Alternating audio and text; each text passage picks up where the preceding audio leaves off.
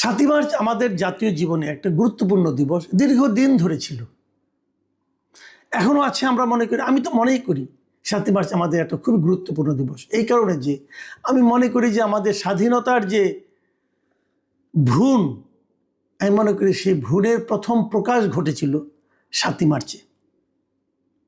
৭ই মার্চে রেসকোর্সের ময়দানে বঙ্গবন্ধু শেখ মুজিবুর রহমান প্রথম ঘোষণা করেছিলেন যে আমাদের এবারের সংগ্রাম আমাদের স্বাধীনতার সংগ্রাম, প্রথম এটা ঘোষণা হয়েছিল। তারই আলোকে মুক্তিযুদ্ধ হয়েছে। তার ৩ সপ্তাহের মধ্যে আমরা স্বাধীনতা ঘোষণা করেছি এবং আমরা মুক্তিযুদ্ধে লিপ্ত হয়েছি। যারা মুক্তিযুদ্ধে গেছেন, ওই সময় গেছেন, যারা পরবর্তী যারা এগুলি স্মৃতিচারণ করেছে, তারা অনেকেই বলেছেন যে ৭ই মার্চের ভাষণের মধ্যে আমরা মুক্তিযুদ্ধের প্রকৃত স্বাধীনতার ঘোষণাটার ইঙ্গিত ওখানেই পেয়েছি। আমাদের এত বড় একটা গুরুত্বপূর্ণ দিবস, যা নাকি আন্তর্জাতিকভাবে ইউনেস্কো এখন এই ভাষণকে স্বীকৃতি দিয়েছে, সেই ৭ই মার্চের সেই ঘোষণার দিবসটা আমাদের জাতীয় দিবস থেকে সরিয়ে ফেলা হয়েছে। কে সরিয়ে ফেলেছে? এই ডক্টর ইউনূসের নেতৃত্বে এবং কতগুলি বেয়াদব টাইপের লোক, যাদেরকে উনি উপদেষ্টা বানিয়েছিলেন, তারা এই দিবসটাকে আমাদের জাতীয় দিবস থেকে সরিয়ে দিয়েছে। আমাদের শতাধিক জাতীয় দিবস আছে,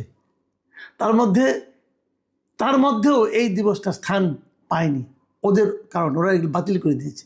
এভাবে আমাদের স্বাধীনতার ইতিহাসকে জাতির কাছ থেকে ভুলিয়ে দেওয়ার জন্য এমন কোনো কাজ নাই, এমন কোনো অপকর্ম নাই যা নাকি অন্তর্বর্তীকালীন সরকার এবং তার উপদেষ্টারা করেনি। অন্তর্বর্তীকালীন সরকারের বিদায় হয়েছে, তারা চলে গেছে, নতুন একটা গণতান্ত্রিক সরকার আসছে।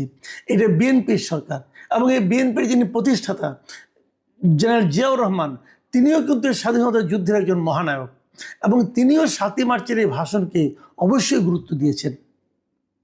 তার সরকারের আমলে আমাদের এই ৭ই মার্চের ভাষণের কি দুর্দশা হয়েছে। ৭ই মার্চ জাতীয় কোনো দিবস এখনও নয় কাগজে কলমে, আমি ঠিক আছে মানলাম, যদি কখনো আবার হবে, কিন্তু তার মানে কি এই যে আমি ৭ই মার্চের ভাষণটা শুনতে পারবো না? তার মানে কি এই যে আমি ৭ই মার্চের ভাষণটা নিয়ে শুনলে পরে আমি আইন অমান্যের মামলায় পড়ে যাব? এসে কিন্তু তাই হয়েছে। ৭ই মার্চে আমরা দেখেছি চানখারপুর এলাকা থেকে, চানখারপুর মোড় থেকে একজন সাউন্ড বক্সে 7ই মার্চে ভাষণ বাজাচ্ছিল। ঢাকা বিশ্ববিদ্যালয়ে একজন সাবেক ছাত্রকে ধরে আনা হয়েছে এবং তাদের শাহবাগ থানা নিয়ে যাওয়া হয়েছে। তাদেরকে জিজ্ঞাসা করা হয়েছে শাহবাগ থানার ওসিকে যে ওনাকে আপনি ধরলেন কেন? তাহলে এই ওসি মনিরুজ্জামান উনি বলেছেন প্রথম আলো পত্রিকাকে যে ওটা বঙ্গবন্ধুর ৭ মার্চের ভাষণ বাজাচ্ছিল, এটা তো নিষিদ্ধ, এই জন্য নিয়ে আসা হয়েছে। মানে এই লোকটা জানেও না, উনি ওসি হয়েছেন, উনি জানেনও না যে কোনটা নিষিদ্ধ কোনটা নিষিদ্ধ নয়। ৭ই মার্চের ভাষণ নিষিদ্ধ কে করেছে? মিস্টার মনিরুজ্জামান, আপনাকে জিজ্ঞাসা করছি ভাই, আপনি তো আইন প্রয়োগকারী সংস্থার একটা প্রধান, ওই এলাকার প্রধান, আপনি তো নিজেই জানেন না যে ৭ই মার্চে ভাষণ প্রচারটা নিষিদ্ধ কি নিষিদ্ধ নয়। ৭ই মার্চে ভাষণ প্রচার তো নিষিদ্ধ নয়। আবার যে কোনো মানুষ, আরও চেয়ে বড় কথা, আমি কারো একটা ভাষণ শুনবো, কাউকে আমি পছন্দ করি, কাউকে আমি ভালোবাসবো, এটার মধ্যে নিষিদ্ধ করার কি আছে? আমরা একটা অদ্ভুত সময়ে এসে পৌঁছেছি এবং তাকে ধরে নিয়ে আসা হলো এবং তারপর দেখলাম এর প্রতিবাদে আরও অনেক ঘটনা ঘটলো। শাহবাগে আরও অনেক ছেলে মেয়েরা আসলো, এসে তারা এই ৭ই মার্চে ভাষণ শোনার মানে জোরে জোরে প্রচার করে থাকলো। এটা নিয়ে আবার মারামারি, আবার ওই রকম স্বাধীনতা বিরোধী একটা গ্রুপ এসে তাদেরকে আটকানোর চেষ্টা। এই যে একটা মানে ব্যাপারটা এমন দাঁড়িয়েছে যে বঙ্গবন্ধু নাম উচ্চারণ করা যাবে কিনা, ৭ই মার্চ উচ্চারণ করা যাবে কিনা, ৭ই মার্চের ভাষণের কথা বলা যাবে কিনা, এই সবই হয়ে দাঁড়িয়েছে শেখ হাসিনার অপকর্মের সঙ্গে সম্পর্কিত বিষয়। বাস্তবিক তাই। শেখ হাসিনার প্রথম ক্ষমতায় এসেছেন 96 থেকে 2001 পর্যন্ত উনি খারাপ চালিয়েছেন, এটা বলার কোনো সুযোগ তো নাই। তারপর 2009 যখন উনি ক্ষমতায় আসলেন, তারপর থেকে হয়তো আমি 2014 থেকে বলতে পারি উনি খুবই দুঃশাসন চালিয়েছেন জাতির উপর, এটাই মানতে রাজি আছি।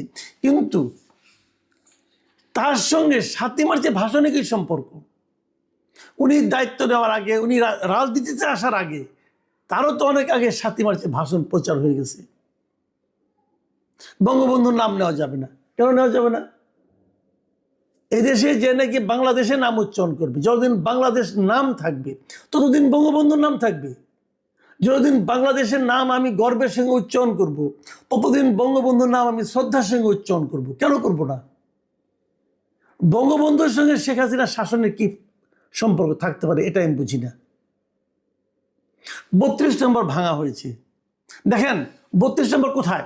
আমি একটা সিম্পল একটা এক্সাম্পল দিয়ে বলি যে 32 নম্বরটা কিভাবে একটা জাতির প্রতীকে, স্বাধীনতার প্রতীকে পরিণত হয়েছে। আমি একটা ছোট্ট উদাহরণ দিয়ে আপনাদেরকে বুঝাই। বলা হয় না ধানমন্ডি 32 নম্বর মানে কি? মানে 32 নম্বর সড়ক। এই তো আমরা 32 নম্বরতে যে জায়গাটাকে বুঝি, যে বঙ্গবন্ধুর যেটা বাড়ি ছিল, ওটার নাম্বার, ওই সড়কের নাম্বার কিন্তু 32 না আসলে। এদিকে আপনারা জানেন ধানমন্ডি সড়কগুলোর নাম চেঞ্জ হয়েছে, অনেক আগে চেঞ্জ হয়েছে, কিন্তু আগে এই সড়কটার নাম ছিল 32 নম্বর। এই 32 নম্বর সড়কে বঙ্গবন্ধুর বাড়িটা ছিল। সেই 32 নম্বর এখন 11 নম্বর সড়ক। এই 11 নম্বর সড়কের 10 নম্বর বাড়িটা হলো বঙ্গবন্ধুর বাড়ি। এখন কেউ কিন্তু 11 নম্বর সড়ক চিনে না, 32 নম্বরই চিনে। কারণ 32 নম্বরটা ধানমন্ডির সকল সড়কের নাম্বার ঠিক আছে, এটাও কাগজ কলমে 11 নম্বর সড়ক, কিন্তু এই 32 নম্বরটা এত বিখ্যাত।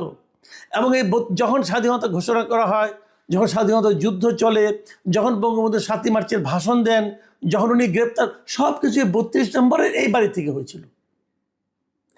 সেটা এখন 11 নম্বর সড়কের 10 নম্বর বাড়ি। আপনারা ভেঙেছেন 11 নম্বর সড়কের 10 নম্বর বাড়ি, যারা ভেঙেছেন তাদেরকে বলছি। কিন্তু মানুষের মনে কিন্তু রয়ে গেছে 32 নম্বর। এদেশের মানুষের মন থেকে 32 নম্বর ভাঙার চেষ্টা করেন না, আপনারা নিজেরাই ধ্বংস হয়ে যাবেন। পাক বাহিনী পর্যন্ত এটা ভাঙার সাহস পায় নাই, কিন্তু আপনারা গায়ের জোরে ভেঙেছেন। এই ভাঙার মাধ্যমে আরো হাজারো বাঙালির মনে এই 32 নম্বরকে চিরস্থায়ী করে দিয়েছেন আপনারা। এই ভগ্নস্তূপের জায়গায় একদিন দেখবেন কত বড় ভবনের তৈরি হয়, যদি থাকেন বেঁচে দেখতে পারবেন। এইভাবে ভাঙলে হয় না। শেখ হাসিনার অপশাসন, শেখ হাসিনার স্বৈরাচারী শাসন, শেখ হাসিনার ফ্যাসিবাদী আচরণ, এই সব কিছুর আমরা নিন্দা করি এবং এই সব কিছুর বিচার হতে হবে। আমি এটা মনে করি আপনারা সেই বিচারটা করেন। কিন্তু বিচার না করে আপনারা যদি গায়ের জোরে এরকম ভাঙতে থাকেন, পুড়তে থাকেন, তাহলে বরঞ্চ তাদের প্রত্যাবর্তনটাকে আপনারা ত্বরান্বিত করছেন। এই জিনিসটা মাথায় রাখবেন। আর আমি এই যে সরকার, বিএনপি সরকার, ওনার একটা গণতান্ত্রিক গভর্নমেন্ট, আমি ওনাদের কাছে জিজ্ঞাসা করতে চাই, আপনাদের পুলিশরা কি করছে? আপনারা পুলিশদেরকে কি ইনস্ট্রাকশন দিয়েছেন? একজন লোক 32 নম্বরে বঙ্গবন্ধুকে ভালোবেসে ফুল দিতে যাবে, তাকে আপনি অ্যারেস্ট করবেন এবং অ্যারেস্ট করে তাকে আপনি সন্ত্রাস বিরোধী মামলা ঢুকাই দেবেন? ফুল দেওয়াটা কি সন্ত্রাসী কাজ? তাও সেই মামলা কি আজকে থেকে 5 মাস আগের মামলা। কাজটা ঠিক হয়েছে ভাই? এর নাম গণতন্ত্র? আপনারা তো মাত্র গণতন্ত্রের যাত্রা শুরু করেছেন, এখন এগুলি দেখাচ্ছেন। এই সরকারের কাছে আমার আরেকটা বক্তব্য, আপনার যে পুলিশ কর্মকর্তা বলে যে 7ই মার্চের ভাষণ নিষিদ্ধ, সেই পুলিশ কর্মকর্তার বিরুদ্ধে আপনার অ্যাকশন নিতে দেরি হচ্ছে কেন? নাকি আপনারা তাদেরকে শিখিয়ে দিয়েছেন এগুলো? সে পুলিশ হওয়ারই যোগ্য না, যে আইন জানে না। আমি এই সরকারের উপর সত্যি এখন কিন্তু হতাশ হতে শুরু করেছি। আজকে তো আমি বেশ হতাশ, এই কারণে যে আজকে আরেকটা খবর শুনলাম যে আনিস আলমগীরের নাকি আজকেও জামিন হয়নি। তার মামলা আজকে উঠেছিল, তার জামিন হয়নি। এই যে সে খুনের মামলার আসামিরা জামিন পায়, একদিনে 5টা জামিন পায়। এই সাবির হোসেন চৌধুরী খুনের মামলা, তার 5টা না 6টা মামলা আছে, ম্যাজিস্ট্রেট কোর্ট থেকে জামিন পেয়ে গেছে একই দিনে। আর আনিস আলমগীর, সে কি খুন করছে রে ভাই?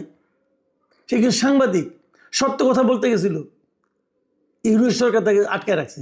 আমি ভেবেছিলাম এই সরকার এসে বোধহয় প্রথম তার মামলাটাকে বাতিল করে দিবে। এই সরকার এসে কিন্তু কয়েক হাজার মামলা অলরেডি বাতিল করে নিচ্ছে, উঠাই নিচ্ছে। আনিস আলমগীরের মামলা আছে, আনিস আলমগীরকে জেলখানা থেকে বের হতে দেওয়া হবে না। এটার নাম আইনের শাসন? আমি খুবই মর্মাহত, খুবই দুঃখিত এগুলো দেখে। আইনের শাসন কায়েম করতে চেয়েছেন তারেক রহমান সাহেব। আমি ওনাকে বলবো যে আপনি বিবেচনা করে দেখেন, এগুলো কি আইনের শাসন হলো? একটা লোক একজন সে বঙ্গবন্ধুকে ভালোবাসে, সেগুলো যেতে পারবে না?